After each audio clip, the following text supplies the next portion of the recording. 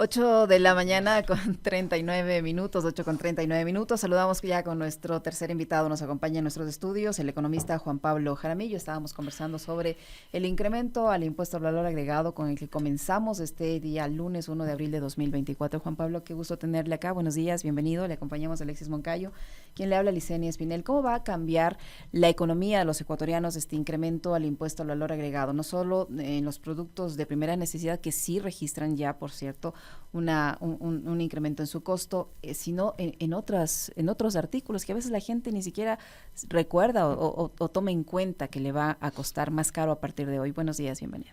Buenos días, ¿cómo estás, Licenia? ¿Cómo estás, Alexis? Qué gusto saludarles a ustedes y a todos quienes nos escuchan en esta mañana fría de Quito de hoy.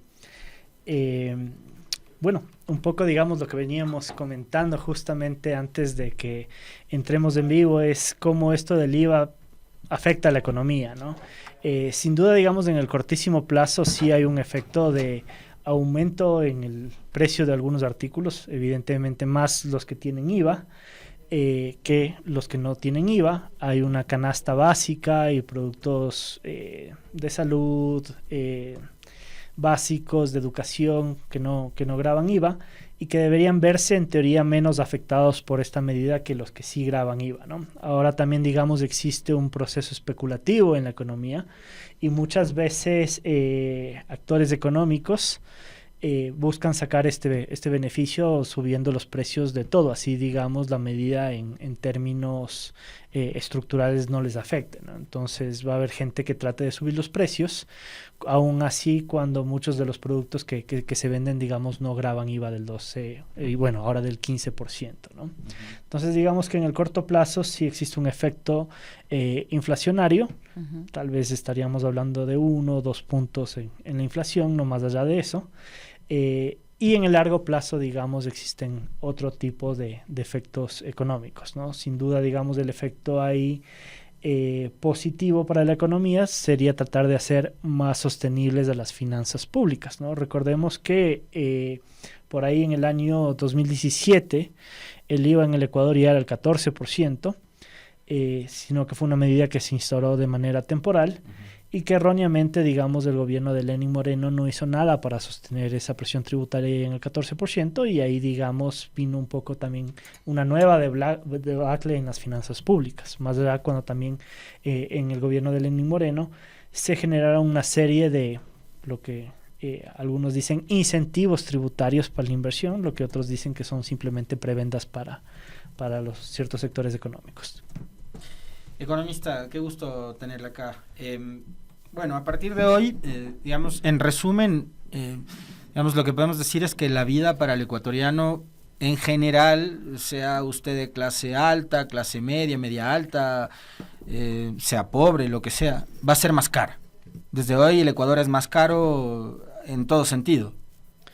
Sí, sin duda, digamos, una presión tributaria más alta incide sobre la formación de los precios y los precios van a subir. ¿Y eso podría significar que la economía se contraiga? ¿O cuál va a ser el efecto inmediato de la subida del IVA? Es un efecto de muy cortísimo plazo. En realidad, digamos, lo que se ve y lo que se ha visto es un efecto en el que la gente trata de anticiparse a la subida del IVA. Entonces, en este último mes, en realidad, lo que se ha visto es un aumento en el consumo de ciertos productos que hoy graban con el 12% y que a partir del día de hoy ya van a empezar a grabar con un 15%. Entonces, en el mes, digamos, que acaba de concluir, estos productos tuvieron una mayor salida, ¿no? Porque la gente está tratando de estoquearse de algunos de estos productos para tratar de anticiparse justamente a esta subida en el IVA. Pero en el largo plazo, digamos, eso ya queda diluido en el tiempo, ¿no?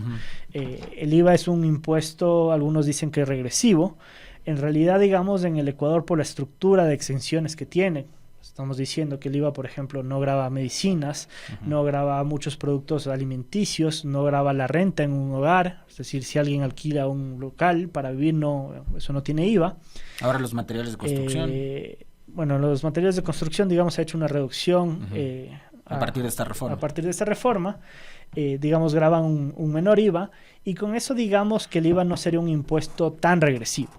Pero no es evidentemente tampoco un impuesto progresivo, como lo sí es el impuesto a la renta. Digamos que es un impuesto proporcional en función del consumo. Es decir, quien más consume, más va a pagar, porque evidentemente, digamos, no sé, una familia de clase media tal vez se compra un carrito de 15,000, 20,000 dólares, pero alguien ya de mayores recursos podría comprarse un vehículo de 30,000, 40,000, 50,000 dólares, y ahí vemos, digamos, que evidentemente el IVA está atado, digamos, al precio del producto, ¿no? Entonces, sin duda, mayor ingreso, mayor consumo y por ende también mayor tributación, y eso hace que este sea un impuesto proporcional. Ahora, sí, al incremento del IVA, Juan Pablo, se le suma el incremento del precio de los combustibles y el incremento también al precio del gas de uso doméstico, también decidido en las últimas horas por el presidente de la República. Sí se vuelve más cara la vida de las personas independientemente del estrato económico y sobre todo de los que menos tienen, porque los que menos tienen también consumen. Sí, sin duda, digamos, el Ecuador está teniendo un efecto inflacionario, ¿no? Que afecta a todos, independientemente de que sea yo de clase baja, clase media, clase alta. Hay un efecto inflacionario en el corto plazo. Es algo que sin duda, digamos, nadie lo va a negar. El tema es, digamos, y que tenemos que contraponer contra cuáles son los efectos en el largo plazo. Y el efecto en el largo plazo, evidentemente, de una medida como esta sí es hacer más sostenibles las finanzas públicas. Y eso es algo que hay que destacar. Ahora, digamos, deberíamos ver el otro lado de la ecuación, y es decir, cómo se están utilizando esos recursos en el día a día. Claro, porque si el pretexto original fue financiar la guerra interna, ¿ya? Pero más allá de la guerra interna y la inseguridad, el país tiene una multiplicidad de problemas, Juan Pablo. Hay que resolver problemas de vialidad, de salud, de educación, infraestructura, obra pública. Y si no se hace nada, y si no se ve esa obra pública, y si no se ve la inversión, la pregunta es ¿a dónde va a ir destinado toda la recaudación tributaria? Correcto. En ese sentido, digamos, existen como dos posibilidades. Una, que el Ecuador se esté convirtiendo en un país en donde impera un extractivismo fiscal. ¿Qué quiere decir esto? Nos cobran más impuestos, pero no vemos repercutido eso, digamos, en mejores servicios públicos. Y la otra opción sería que el Ecuador llegue a constituirse, que sería lo ideal, en un país donde impera la solidaridad fiscal. Es decir, sí, nos cobran más impuestos a todos, pero vemos que eso se traduce en mayores niveles de educación, en una mejor salud pública, en mejores servicios, y eso generaría un ciclo virtuoso para, digamos, el crecimiento de la economía, ¿no? Por eso digo que hay que ver el otro lado de la ecuación, y eso a mí, digamos, es lo que me parece problemático en este gobierno de Daniel Noboa, porque ciertamente lo que hemos visto es que no hay mucha gestión. Se le ve muy solo, digamos, al presidente Noboa. No tiene un equipo técnico que lo respalde atrás, más allá de un equipo comunicacional que hace las cosas bastante bien, ¿no? Entonces, eso tal vez sirve en los primeros 3, 4 meses de gobierno, pero más allá, a medida que va pasando el tiempo, la gente ya empieza a exigir resultados. Y en la medida que eso ocurra o no, es que se irá delineando, digamos, el futuro político y económico de este país. Ahora, ¿a quién le compete o cómo se puede hacer en la práctica un control de la especulación? Porque vimos esta ola especulativa desde antes que entre en vigencia este incremento. Yo no me quiero ni imaginar lo que va a pasar a partir de hoy en todos los niveles del comercio, ¿no? ¿Cómo se controla una ola especulativa? Y hasta qué punto este incremento del IVA le va a generar los recursos suficientes al Estado para atender todas las necesidades que tiene. Sí, en ese sentido, digamos, lo que se debería hacer es controles sobre los precios, ¿no? Eso debió haberse hecho justamente desde antes que la medida empiece a regir, porque muchas de las personas ya estaban buscando anticiparse a eso y elevaron los precios antes, ¿no? Decían, no, es que hay una subida del IVA, cuando en realidad el IVA subió desde el día de hoy. Entonces, claramente ha habido un proceso especulativo que no ha sido combatido por parte del gobierno, y eso es una problemática. Ahora, digamos, en el otro aspecto, digamos, también existen algunas problemáticas sobre cómo se dio esta reforma tributaria. Ya en lo que fue el aspecto legal, ustedes recordarán, esta fue una iniciativa que vino por vía del presidente, en la cual lo que se planteaba es que el IVA suba 3 puntos, del 12 al 15%, lo cual cumplía con todos, digamos, los requisitos legales, ¿no? Porque era un impuesto que estaba, cumplía con el parámetro de estar establecido en reserva de ley, ¿no? Pero en la discusión dentro del legislativo, el legislativo tomó la decisión de eliminar este impuesto por una parte, generó otros impuestos alternativos, que está en toda y plena facultad de hacerlo, y mandó, digamos, un proyecto de ley aprobado por la Asamblea que era radicalmente distinto a la del Ejecutivo y que no contaba, digamos, con esta subida del IVA. El presidente, me parece a mí, irrespeta, digamos, lo que dice el trámite legal y vuelve a revivir el tema del IVA. Esto es algo que en realidad no podía ser. Y con un agravante más, porque establece que el incremento será permanente en un punto y que los 2 puntos adicionales dependen de una facultad del Ejecutivo. Y esto incumple con el tema de reserva de ley, porque ya el impuesto como tal no estaría en la ley, sino que estaría en un instrumento legal inferior, que es un decreto ejecutivo, el cual faculta a que se suba o se disminuya el impuesto por decisión unánime, unilateral del gobierno de turno, lo cual genera menor seguridad jurídica. El tema es que vino con trampa entonces esto, ¿no? Entonces, esto evidentemente ha provocado y está provocando que existan una ola de demandas de inconstitucionalidad sobre la norma. Ha planteado la Cámara de Comercio de Guayaquil, entiendo que acá también algunas otras organizaciones están haciendo lo mismo. Ahora, a esto de la especulación que ustedes comentaban hace un momento, se suma, por ejemplo, que con el incremento de los 3 puntos de IVA sube de precio también el combustible. La gasolina extra, la Ecopaís, el diésel, lo que a uno le hace entender que, por ejemplo, los fletes sí o sí van a empezar, a pesar de que digan lo que sea, pero el incremento de 1 centavo, de 2, de 10 o de 15 va a hacer que los transportistas empiecen a cambiar y a aumentar los fletes, ¿no? Por un lado. Por otro, también incremento del gas de consumo masivo en el país, el gas licuado de petróleo.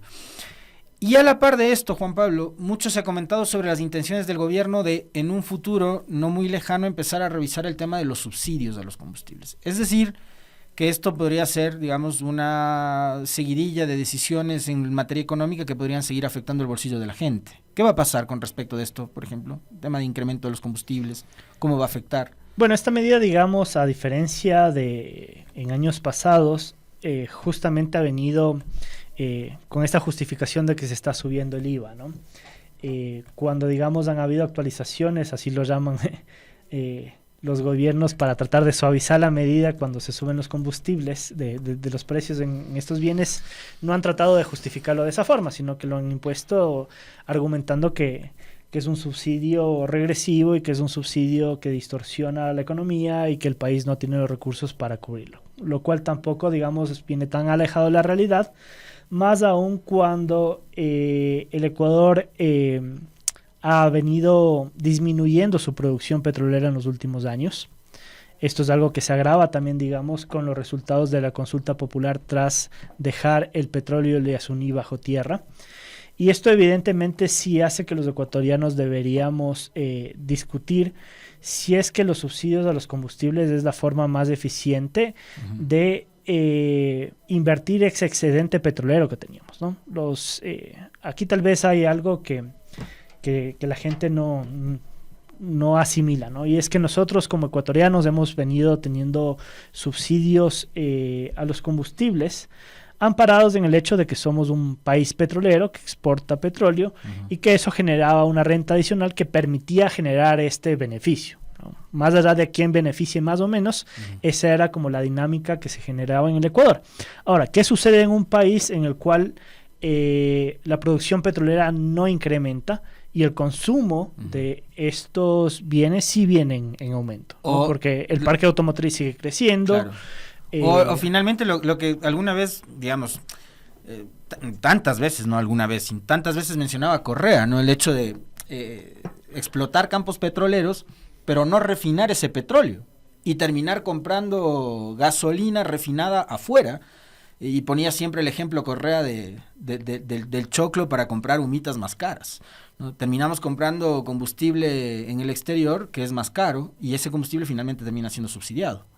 Correcto. Entonces, digamos, justamente, ¿no? El problema es que exportamos por una parte menos petróleo y por otra parte importamos más combustibles. ¿Por qué? Porque evidentemente no se lo refina aquí, claro, pero la capacidad es limitada, pero la demanda sigue aumentando, el parque automotriz sigue aumentando, digamos que el consumo industrial sigue aumentando y eso sí genera, digamos, un problema de sostenibilidad, ¿no? Entonces, en ese sentido, claro, digamos, la solución como más fácil vendría a ser ir desmontando esos subsidios y decir, no, bueno, hagamos que ahora con este incremento en los precios la oferta y la demanda tiendan, digamos, a equilibrarse, ¿no?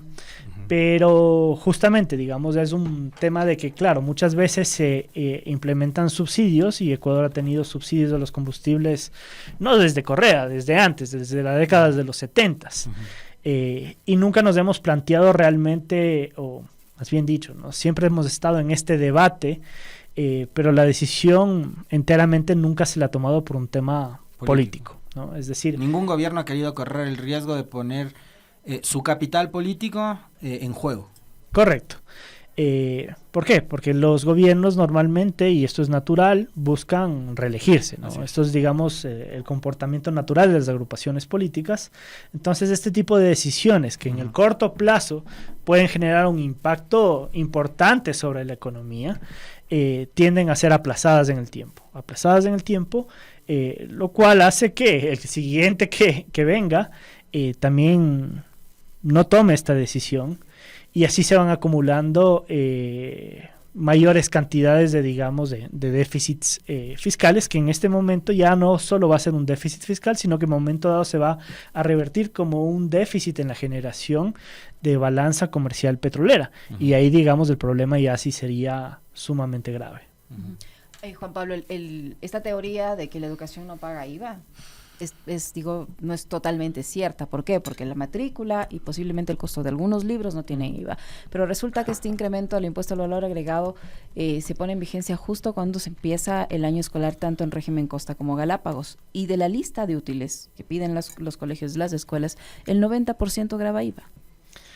Sí, sin duda, digamos que el IVA es una decisión que va a perjudicar a la economía en el corto plazo, ¿no? Tanto desde una lógica que sube el precio como una lógica desde que vamos a ver en los primeros meses menos consumo. Ahora también vamos a ver menos consumo relativo porque la gente se anticipó. Entonces la gente en los últimos días estaba tratando de anticipar y hacer ciertas compras de bienes que gravan IVA en una magnitud mucho mayor, ¿no? Eso también hace que el efecto especulativo sea mayor.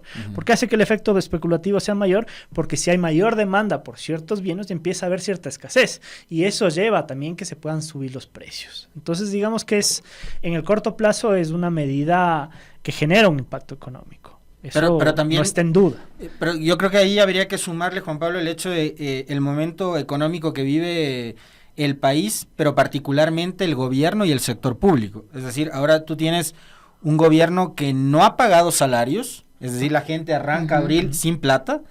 Tienes un gobierno que no ha cumplido con sus obligaciones con los gobiernos locales, entonces tienes municipios, prefecturas, juntas parroquiales que tampoco han pagado a sus trabajadores y tienes un montón de gente que seguramente arranca abril y más todavía en la costa donde están próximos a empezar clases, por ejemplo, sin poder comprar los útiles escolares para sus hijos, sin comprar los uniformes para sus hijos, los cuales este mes ya les vienen con IVA. Y que tendrán que comprar con IVA una vez que les paguen el sueldo. Correcto. Entonces digamos que la medida termina siendo nociva en el corto plazo, pero en el largo plazo genera mayor sostenibilidad fiscal, es decir, el próximo mes esperemos que el gobierno ya no tiene ninguna excusa para atrasarse en los salarios y digamos que estos flujos de la economía van a regularizarse, ¿no? Porque ya no debería haber excusa para que el gobierno central adeude a los municipios, porque ya no debería haber excusa alguna para que el gobierno central adeude a sus trabajadores y sus trabajadores y los gobiernos municipales van a poder también hacer los pagos a tiempo y esto va a generar una mejor dinámica sobre la economía. Por eso yo hablo, digamos, de un shock, sí, en el cortísimo plazo, pero en el largo plazo una situación de mejora en la estructura fiscal y por ende también de sostenibilidad en la economía ecuatoriana. Ojalá y eso ocurra y no se utilice para pagar deuda, que es una opción también que tiene que también Estado. es algo que va a ocurrir porque recordemos que años atrás, igual en el gobierno de Lenín Moreno, lo que se hizo es una reestructuración de la deuda para que en los siguientes años inmediatos, es decir, mientras él terminaba su mandato y venía un nuevo gobierno inicialmente, no pague deuda, pero lo que hizo es no una renegociación a la baja de la deuda, lo único que hizo, digamos, es patear el balón hacia adelante para que siguientes gobiernos tengan que asumir ese cargo. Muy bien, muchísimas gracias, Juan Pablo, muy amable por estar con nosotros. Entiendo que la Revolución Ciudadana también va a presentar hoy una demanda de inconstitucionalidad al incremento del IVA.